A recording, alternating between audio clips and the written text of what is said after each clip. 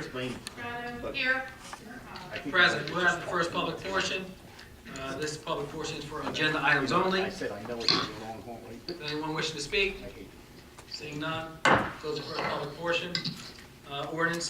Bids. Proclamation, excuse me. All right. Proclamation. Thank you. Black History Month. In the centuries since African Americans first arrived on our shores, they have known the bitterness of slavery and oppression, the hope of progress, and the triumph of the American dream.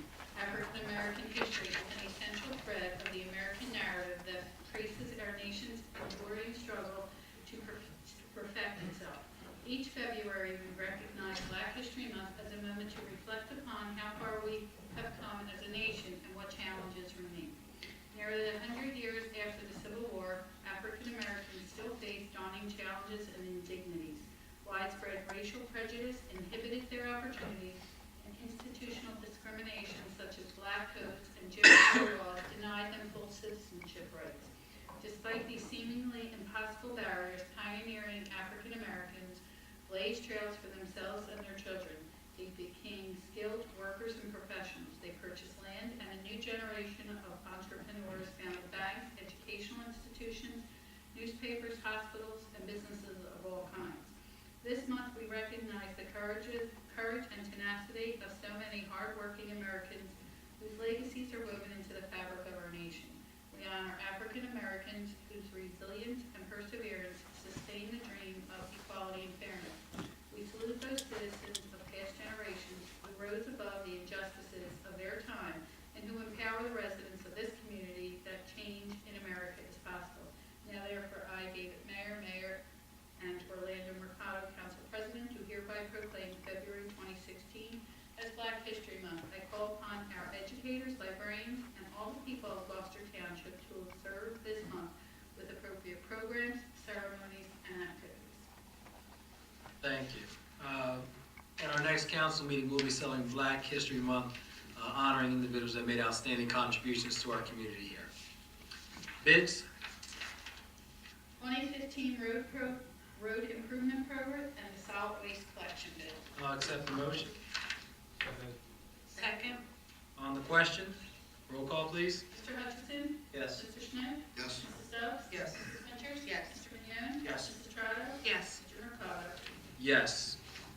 Ordinances at the first reading. There will be a hearing at the second reading. Ordinance 0-16-05 is a bond ordinance authorizing the acquisition and installation of guardrails along Lakeview Drive in the Township of Gloucester, County of Camden, New Jersey, appropriating a sum of $165,000, therefore authorizing the issuance of general obligation bonds or bond anticipation notes of the Township of Gloucester, County of Camden, New Jersey. There was a guardrail that was damaged in an accident, and Mr. Campbell brought that to our attention at our workshop. So this will entail replacing the guardrails. In addition to that, Mr. Campbell, Well, shoring up the the guardrails that are out there are below current safety standards. One was damaged pretty badly in an accident, but you need to bring them up, especially once you start getting out there doing work on the guardrails, you need to bring them all up to current safety standards.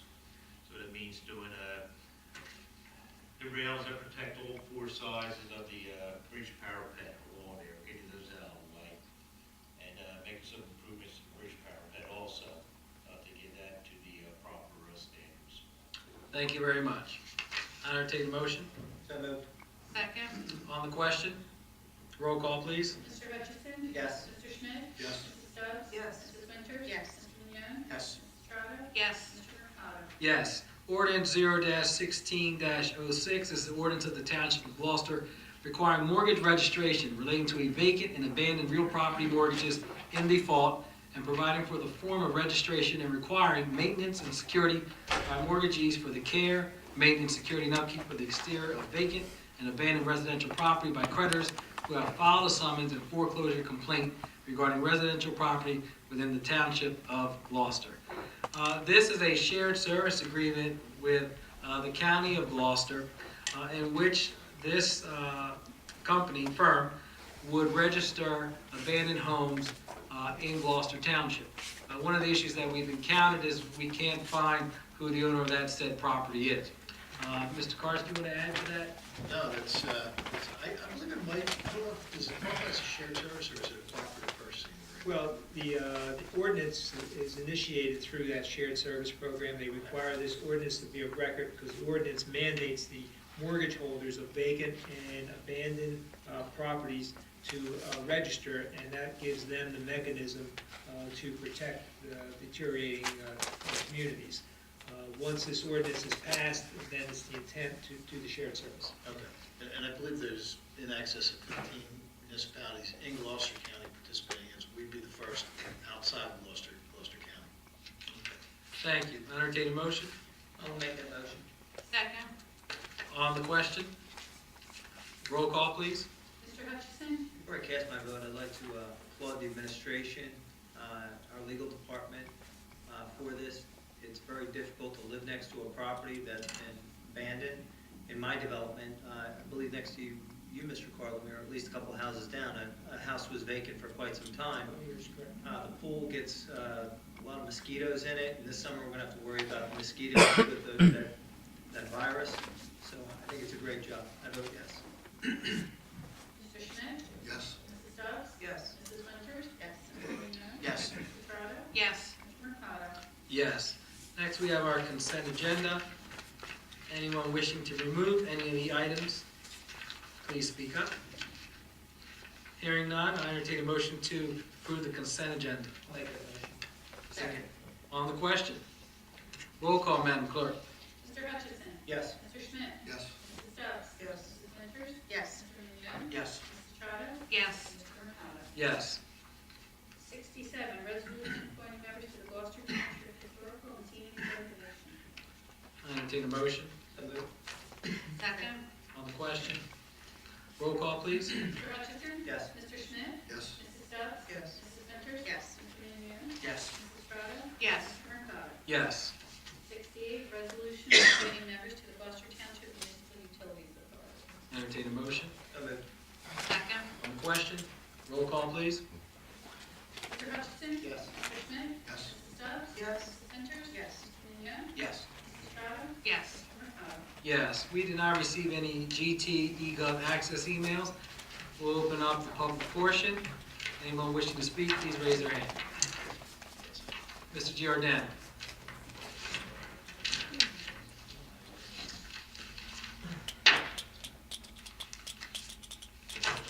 Oh, yeah. Absolutely. Thank you. Oops. Good evening, Council. How are you doing today? Good evening. My name is Hugh Giordano. I live at 57 Argyle Ave, Blackwood, New Jersey, 08012. I'm speaking today. I was at the last executive meeting, the workshop, Yes. and I presented Mr. Mercado with this flyer, and you may have received it. The reason that I came to that meeting was I wanted to speak on passing a simple resolution, which would be a non-binding resolution legally, but would set an example for the rest of not only the state, but the country. The reason that I presented this idea was there's an issue going on the federal level with the debate commission, presidential debate commission, which is controlled by both the Democratic and Republican parties and private corporations and institutions, which blocks independent and third-party candidates from being in the debates. Now, the issue with that is that when these candidates run for office as third-party and independent candidates, they have to get on enough state ballots to theoretically win the Electoral College. In 2012, there were two candidates that did that, the Libertarian candidate and the Green Party candidate. But because the debate commission is controlled by the two parties and the private institutions, they blocked those candidates and set unfair rules and regulations to get into those debates. Before that, the last independent in the debate was Ross Perot. And after that happened, and he garnished almost 20% of the popular vote, that sent a scare through the two-party system. And that's when they created the debate commission. The League of Women Voters actually pulled out because they didn't want to be part of that. I thought it was unfair not to have qualified candidates. Now, I know that it's a federal issue, and I understand that this body has no power over the federal issue. But it sets an example to not only the state, but to the rest of the country that our township stands for a representative democracy and not a duopoly or oligarchy. There is a federal lawsuit right now in the courts to open the debates, but I do think that on a citizen level, as a voter, as part of the American electorate, I have a problem with candidates having to beg to get into debates when they worked very hard. I know that you guys ran for office, so you understand how hard it is to run for office. You understand the time, the commitment, not only to yourselves, but to your friends and family. So imagine when an independent or a third-party candidate runs on a national level, gets on enough state ballots, but then is rejected from being heard to the American voter. Now, many people might think that, well, this is such a simple thing, who cares that they're not in the debates? But how many times do we see people that are congressmen or senators, but they're never heard of until they get into the debates, and then their polling starts going up? And I believe that, we live in a country where if you have an idea, if you work hard, you do the work, then you should be heard. And different parties bring different voices and different messages. The polling has shown, this is from the Gallup polls, that 6 out of 10, when polled, say, whether they're registered as Democrat, Republican, Independent, Libertarian, or Green, say a third, fourth, fifth party is needed in this country, that they want to hear more ideas, that they have the right to be on that stage. And in New Jersey, almost half of registered voters are independent or third party. So this is not only just an issue on a federal level, but this is an issue on a local and state level. I understand that people may say, well, third party takes away from other parties. But the issue is that if a person does run, the Constitution allows them to run for office and to basically have a grievance heard. And part of having a grievance heard is to run for office, as why many of you probably ran for office because there were issues that you thought were important. I look at this, it is a civil liberty to vote and to run for office, but it's a civil rights issue when a segment of the population, the voting population, gets banned from being heard and from voting. So what I'm asking the City Council is to pass a simple resolution saying that this body and this township stands up for a representative democracy. This is not a party line issue, this is a voter issue, and a voter's rights issue, and a citizen's issue. We're the only industrialized country in the world that has a two-party system. You go to Europe, you go to South America, you go to Mexico, 5, 6, 7, 8, 9 parties. In the past election in England, there were 6 or 7 parties on the stage on national debates, and people got to vote and have a choice. So I think by limiting the debates to 2 parties takes away freedom of speech, and it's our right to stand up for that. So I hope that we can come together and pass this simple resolution. Thank you very much. Thank you. Anyone else? Mr. Heimbaugh.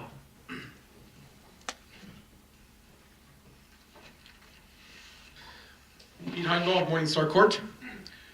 I want to ask more questions following up on the turf field issue that was voted on and approved at last meeting. I did see that the advertisement was published in the newspaper, and apparently it was just for part of the job, just for the stone base work and the drainage work.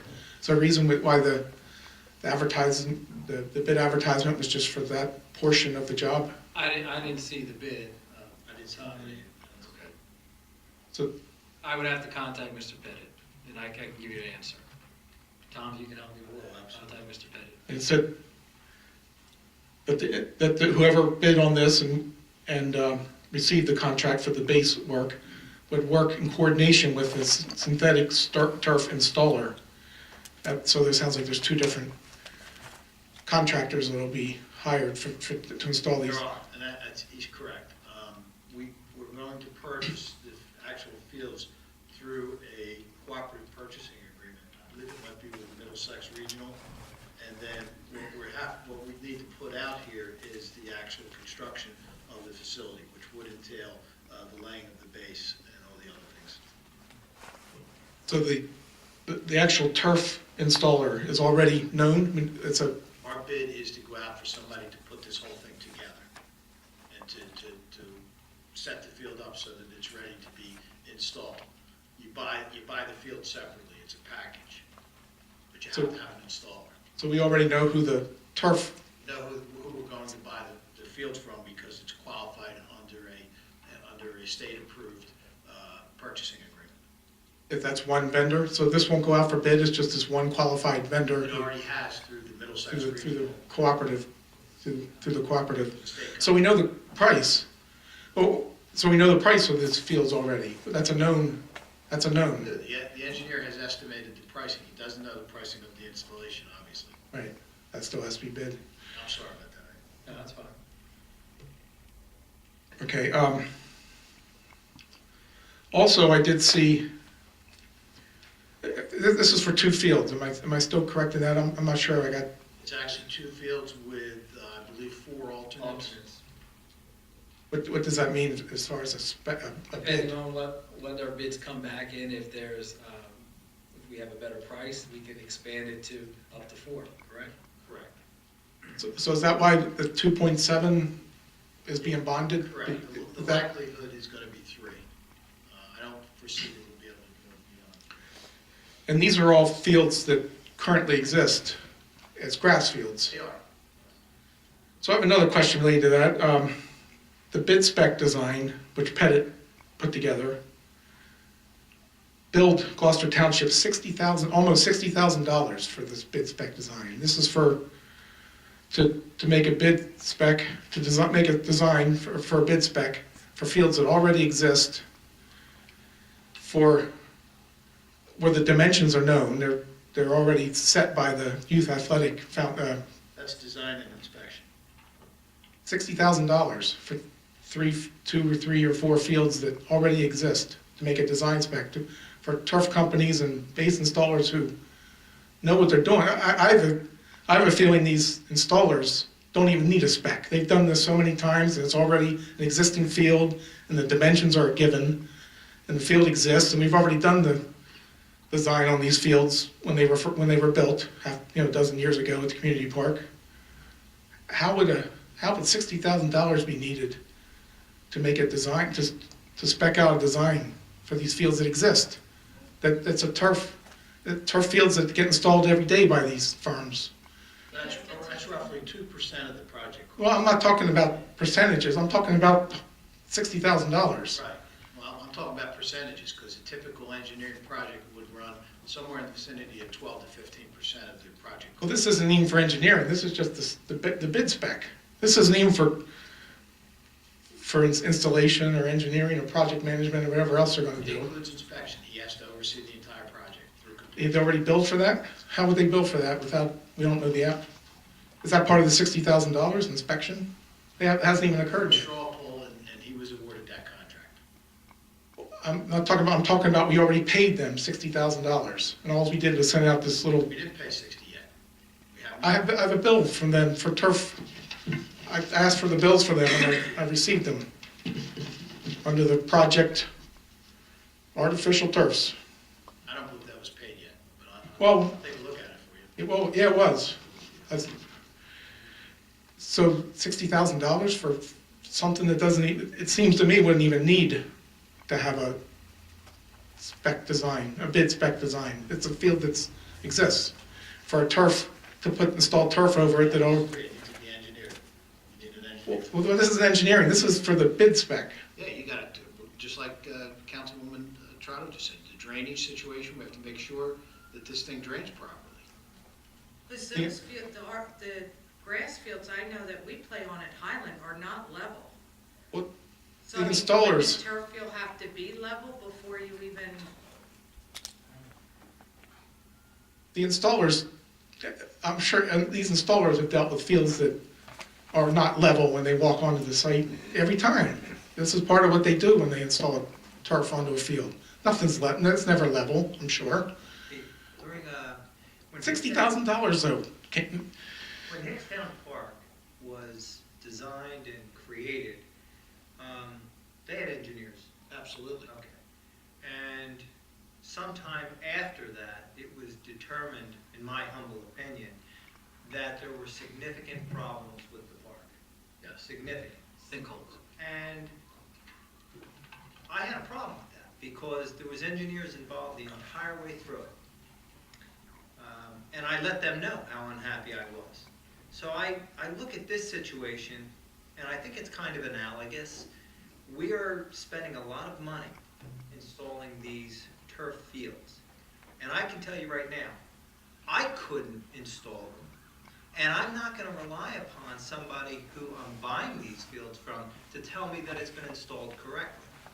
Now, maybe you would, but I don't think it's prudent for us up here to spend the town's money and not have professionals from A to Z along the process. I'm not even talking about A to Z. I'm talking about A. I'm talking about $60,000 for A. Well, you want to simplify it by saying 60,000. No, that's what, I have the bills here. All they're doing is they're rolling out some carpet in your idea. And No, that's fine. I'm talking about $60,000 for the bid spec design. Okay, Pete. Well, that's my response to you, okay? Do they submit, one more question related to this. Do they submit time sheets or hours or I would, details to support the billing they do? there are invoices that they provide that are detailed. Like time sheets or Not time sheets, but not time sheets. something more detailed than the invoice? And I saw the purchase orders. They have no detail on them. They just say bid spec design. I'll ask Mr. Carr to take a look. I don't know what he has. Okay. I'll Thank you. I'll request that. Thank you. Is there anyone else? You ready?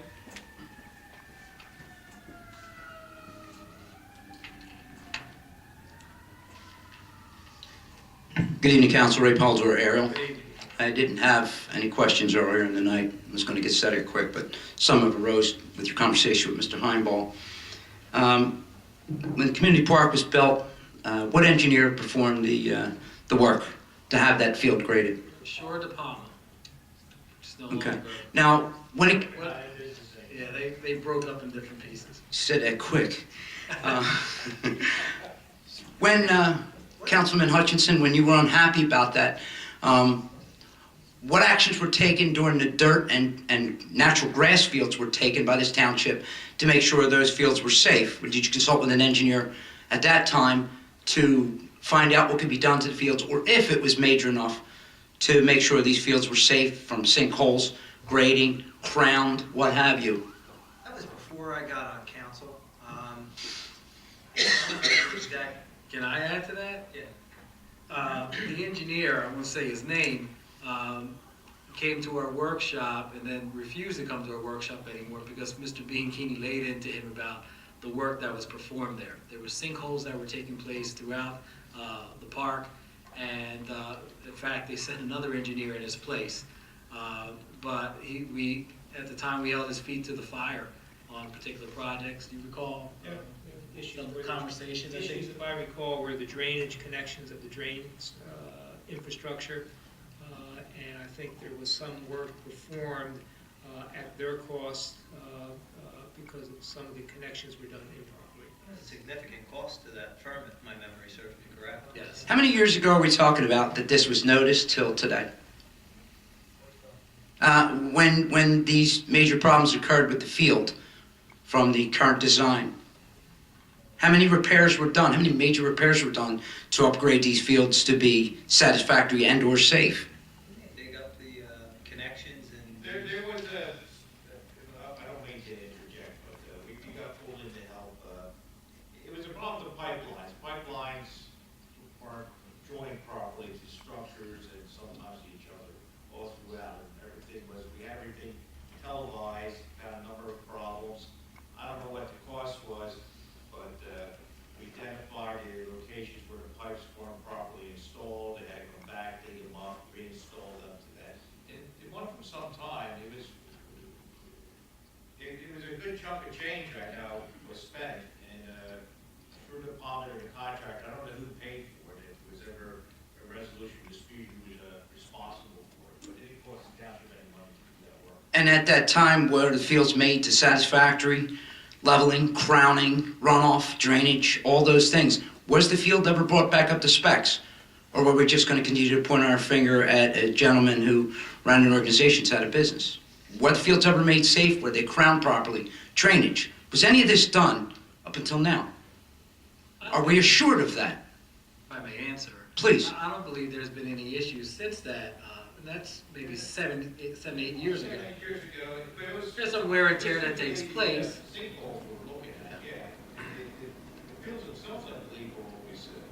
One of the issues that we have is again, the use of the fields, and that at times that they need to take a breather. Okay. And the point I'm getting to is that now that a windfall of borrowed money is coming about, we're going to sink that into an engineering firm that's going to give the bid specs. I mean, we're looking at different companies that have done this all over the state, that basically you hire them, they take care of this, and the price is all included. Instead, we're going to send another engineering company out, pay them an enormous amount of money, and again, I don't believe Mr. Heinball's question was answered. 60 grand, really? Hold his thumb out, and close one eye, and charge us a lot of money? That's what it seems like. And I don't mean to make light of the engineering, but, you know, let's... You're making light of... No, Mr. Mercado. No, Mr. Mercado. I'm making light of 60 grand when any one of these turf companies would be hired to come in and do that. First off, anybody who's played soccer or has to do with recreational knows that the field has to be crowned and runoff for natural grass and/or dirt. Also, pretty much the same crowning and runoff for the artificial turf. The only difference being what the base is. If it's not the crushed rubber base and it's something different, then the crown has to be something different for runoff for that particular thing. That's something that these turf companies are already programmed to do. There is no state contract for installation of the turf fields. It has to go out to bid because it exceeds the bid threshold of $40,000. Bottom line, and you need an engineer to do that design, and you need an engineer to oversee that project. Let me ask this simply. That's This firm that went out to do this, 60 grand's worth of work, are they a contributor to any political parties and/or PACs in this township that you know of? No, they're the engineer. Okay. Yeah, I think it's pretty clear. I think it's pretty clear that had a turf company come in, and let me ask this, does this township know if any of these turf companies have those engineers at their disposal Still would have had to go out for bid. for everyday work that they do? I'm sure it would not cost 60 grand. The fact that there's no real good bidding process going on for this turf, we don't know what these companies know. We don't know what they have at their disposal, but we spent 60 grand. Keeping in mind, you borrowed money before you knew how much this was. You borrowed a lot of money before you knew how much this was. Okay. It's, Thanks for your time, Ray. I'm not done. Your time's up. No. No? The last thing I'd like to say is that it's a little bit more appropriate to know how much something costs before you borrow. That's what we do. That's what you do when you buy a car. You know how much something costs before you borrow. Don't just give it away, because it's ours. Is there anyone else? Seeing none, we'll close the second public portion. Polling on directors. Mr. Lesnar? I have nothing to add. Chief Earl? Nothing to report, thank you. Parliament? Nothing to report. Mr. Carter? I do have something to report. So, as you're aware, we recently, back in August, I believe it was, were in a cooperative purchasing agreement with Cherry Hill for the collection of solid waste and the disposal of solid waste. And so, when those bids came in, I looked at them, and I was not happy that there were no economies of scale based on what I had seen 5 years earlier. All the bids were the same, no matter how many towns were combined. And in looking at that, I came back to you and I said, I didn't think the process worked. It didn't function the way it was supposed to. And that was despite the fact that the low bid was only about 1.1% above each year of our prior contract. And so I made that recommendation to you to reject those bids and go back out for bids. So I'm pleased to tell you now that on the 22nd, there'll be a resolution to award a contract to Waste Management. And my calculated savings, because this will be both collection and disposal, is going to be somewhere in excess of $800,000 compared to the bid we received in August, when you combine both the collection and the disposal. So we made out very well. Are there other towns in the county that went with that most of them awarded. There were a couple that rejected. I think Merchantville rejected. I'm not sure about Winslow, but we were the biggest one to reject. So by rejecting that bid, going back out, Yep. we're gonna save approximately $800,000? According to my calculations, yes, What timeframe would we be saving that over? over a 5-year period. Very good. Thank you, Tom, good job. Thank you, Tom.